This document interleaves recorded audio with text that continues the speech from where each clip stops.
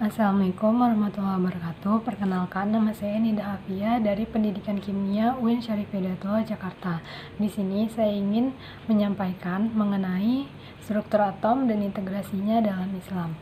Tahu nggak sih, udara, pegunungan, hewan, tumbuhan, tubuh kita, dan segala sesuatu dari yang kecil hingga besar yang bisa kita lihat, sentuh, atau rasakan itu dibuat dari atom. Dari buku sekolah kita tahu kalau atom tuh kecil banget. Tapi kalau ditanya sekecil apa, seringnya kita nggak bisa ngebayangin. Karena saking kecilnya atom, dia bahkan nggak bisa dilihat pakai mikroskop sekalipun. Atom itu jutaan kali lebih kecil dari rambut manusia yang paling tipis. Sekarang, menurutmu apa yang bisa ditemukan dalam struktur yang sangat kecil seperti atom? Walaupun atom itu sangat kecil, tapi di situ ada sistem yang sangat kompleks. Ya, struktur atom itu sangat kompleks. Di dalam atom ada nukleus yang terdiri dari proton dan neutron. Juga ada elektron yang bergerak di sekeliling nukleus. Diameter nukleus sendiri ternyata 10.000 kali lebih kecil dari ukuran atom. Yang paling luar biasa itu, dia menempati 99,5% dari massa atom. Nah, yang membuat atom terkonsentrasi pada nukleus itu adalah massa jenisnya nukleus. Massa jenis nukleus ini diproduksi dari kekuatan yang bernama kekuatan nuklir. Elektron bisa tidak terlepas dari orbitnya ya karena kekuatan ini. Proton yang ada pada nukleus dengan muatan positifnya akan menarik elektron yang memiliki muatan negatif, menyebabkan elektron tidak bergerak dari inti meskipun terdapat gaya yang mendukung agar elektron bergerak menjauhi inti. Mengenai atom dan elektron juga terdapat pengintegrasiannya dalam Al-Quran, yakni pada Quran Surat Az-Zariyat ayat 49. وَمِن كُلِّ شَيْءٍ خَلَقْنَا زَوْجَيْنِ لَعَلَّكُمْ تَذَكَّرُونَ. Surat Ar-Rahman ayat 5. الشَّمْسُ وَالْقَمَرُ بِحُسْبَانٍ. Dan surat Al-Anbiya ayat 16. وَمَا خَلَقْنَا السَّمَاءَ وَالْأَرْضَ وَمَا بَيْنَهُمَا لَاعِبِينَ. Oh iya, banyak yang belum tahu kalau ternyata ada yang lebih kecil lagi dari proton, neutron, sama elektron. Penelitian partikel fisika telah menunjukkan bahwa walaupun proton dan neutron yang memenuhi atom, sebetulnya ada lagi subpartikel yang bernama quark. Ukuran dari quark itu sangat kecil. Sampai di abad ke-19, orang-orang masih berpegang pada pemahaman kalau materi terdiri dari partikel yang kecil, tak terpisahkan, dan tak bisa dihancurkan yang bernama atom. Tapi karena kemajuan dalam studi atom di waktu sekarang ini, sains modern sudah membuktikan kalau atom yang sebelumnya dinyatakan sebagai partikel terkecil, sebenarnya tuh bisa dibagi lagi jadi bagian yang lebih kecil, yaitu proton, neutron, elektron, dan quark. Fakta ini baru muncul di akhir abad, tapi telah dibuktikan di dalam Quran jauh berabad-abad yang lalu, yakni pada surat Al-Zalzalah ayat 7-8. فَمَن يَعْمَلْ مِثْقَالَ ذَرَّةٍ خَيْرًا يَرَهُ وَمَن يَعْمَلْ مِثْقَالَ ذَرَّةٍ شَرًّا يَرَهُ. Kita mungkin sering bertanya-tanya, secepat apa sih elektron itu berputar di sekeliling atom sekitar kita? Sebuah perhitungan menunjukkan kalau elektron itu bergerak sekitar 2200 meter per second.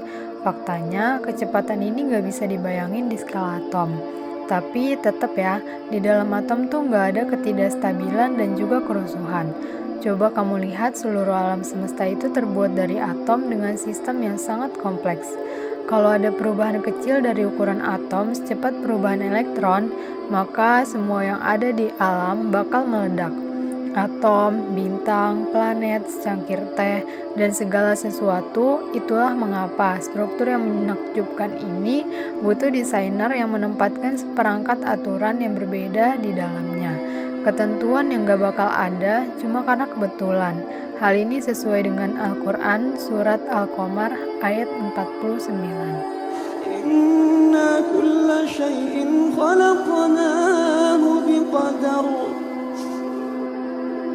Sekarang kita bahas atom menurut para ahlinya. Menurut John Dalton, pada tahun 1803, John Dalton mengemukakan pendapatnya tentang atom.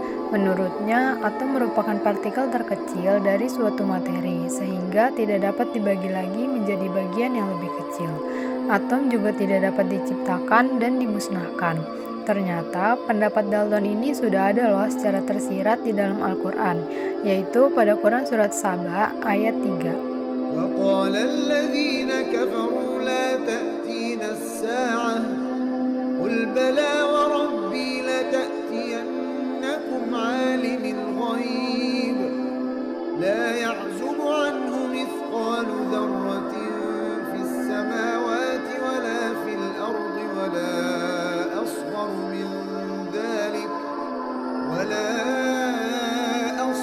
من ذلك ولا أكبر إلا في كتاب مبين.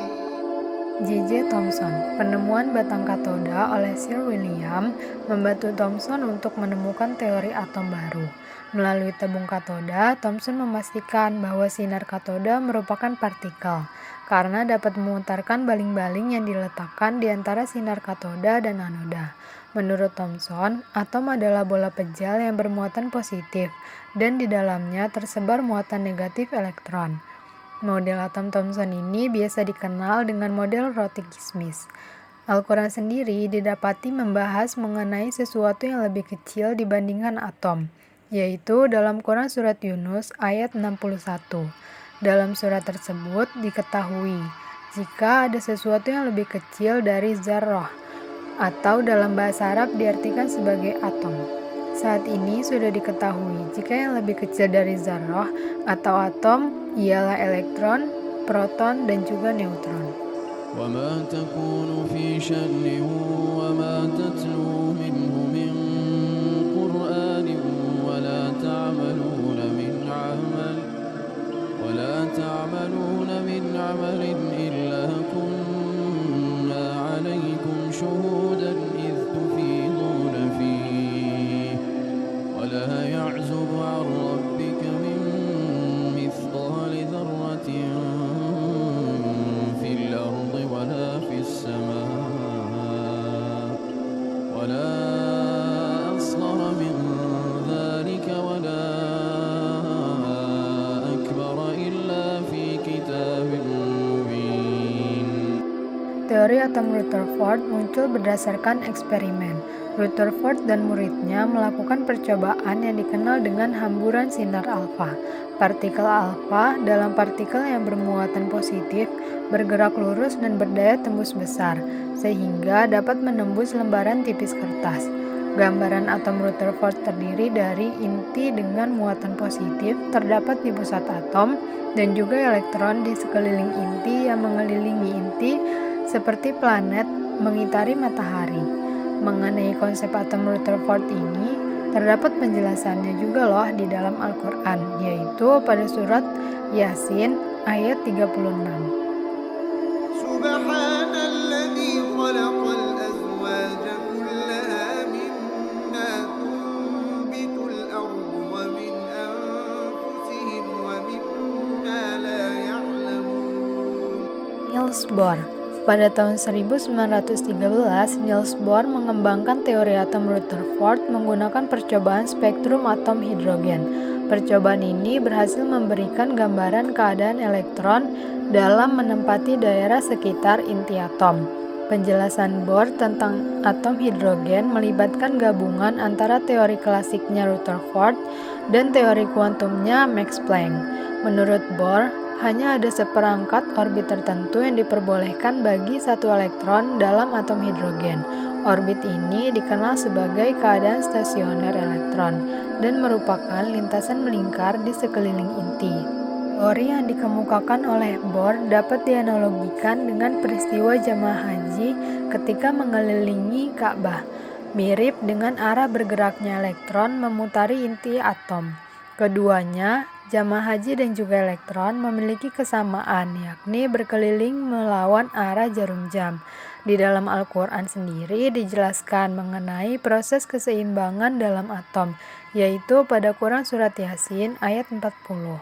لا الشمس ينبغي لها أن تدرك القمر ولا الليل سابق النهار وكل في فلك يسبحون. Nah, ternyata banyak ya integrasinya antara struktur atom dengan Islam. Padahal kan Al-Quran sendiri itu munculnya jauh sebelum teori-teori atom itu pada bermunculan. Semoga dengan menonton video ini kita bisa sama-sama belajar kalau ternyata ilmu pengetahuan itu bisa membawa kita kepada hal-hal yang gak pernah terpikirkan sama kita sebelumnya. Sekian dulu dari saya, kurang lebihnya mohon maaf. Wassalamualaikum warahmatullahi wabarakatuh.